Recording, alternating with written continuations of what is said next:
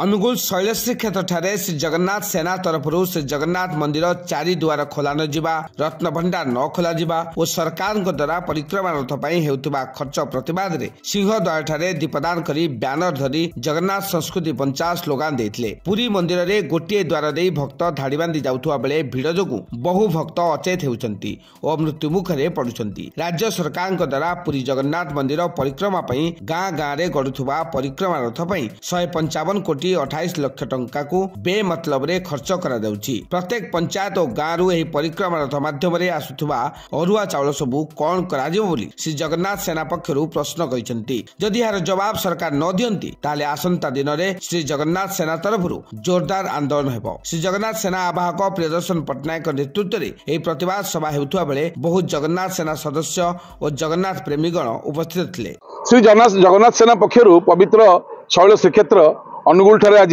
भक्त जागरण जनसंपर्क यात्रार अनुगुल जिला कार्यक्रम है। या पूर्व कोरापुट कलाहांडी मालकानगिरी रायगड़ा सुंदरगढ़ बलांगीर संबलपुर सुवर्णपुर झारसुगुड़ा सुंदरगढ़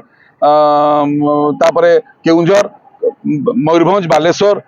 केन्द्रापड़ा जगतसिंहपुर खोर्धा गंजाम पर एवं आम आसिलु अनुगुल को एवं मुख्य कथाटी चारिद्वार खोलिया रत्नभंडार खोलिया जो आंदोलन जगन्नाथ सेना पक्षर कर सरकार को आम नवेदन करुचु जे आपण धर्म अर्थ काम मुख्य चारिद्वार कौन पे बंद कर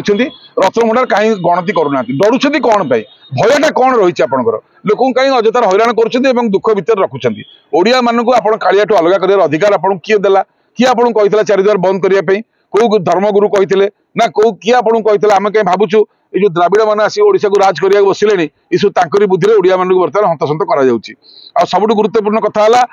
है 155 कोटी 88 लाख टंका खर्च कर बर्तमान यही परिस्थिति रे लोक मान बुहाईक नहीं बस रे गाड़ी रे पिकनिक करेंगे पुरी रे निजर दलर सरकार प्रचार प्रसार करने यहाँ आम मान गरीब मान पैसा से माननीय हाइकोर्ट रे कल केस फाइल करूँ 1131/2024 जनस्वार्थ मामला जे चाउल गुआ कलेक्शन करने गोटे रथ बुले जो जगन्नाथ फटो ना केवल नवीन बाबू पांडियान फटो रखिक 155 लक्ष 158 लक्ष 135 लक्ष 88 कोटी टका 88 लाख टका से खर्च कर खाली लोक को ये चाउल गुआ कौन हम ये चाउल गुआ आसिक कौन कर किसी लोक आनिक बाटर मद पी चाउल बिकिकी ये चाउल गुआ कौन पांडिया खेचड़ी ना नवीन खेचड़ी ना कामिया जानी खेचड़ी हम आम भी जापरूनु गोटे प्रहसन चल धर्मटा को आखिटार मारिक बाद 20 कोटी टका दौरान बस लोक बोहियापी कहीं राम मंदिर हो क्या बस बुहाऊनी जार इच्छा हम सी जीव आगू कोरोना अच्छी से हाइकोर्ट में फाइल कर बंद कर निज दलर प्रचार प्रसार 200 कोटी 300 कोटी कौन एटा गोटे कथा ये सब गरीबों पैसा आपन किए मैंने कहूँ करने तेणुक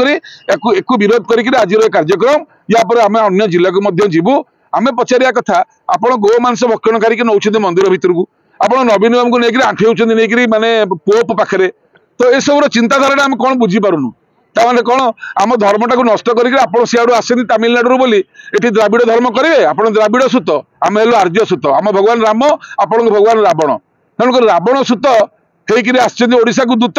ओडिया मानक बर्तमान एमती अवस्था कले घर शोपे ओडिया सुत। अनुगुल अमूल्य कुमार साहू का रिपोर्ट कामेब टीवी।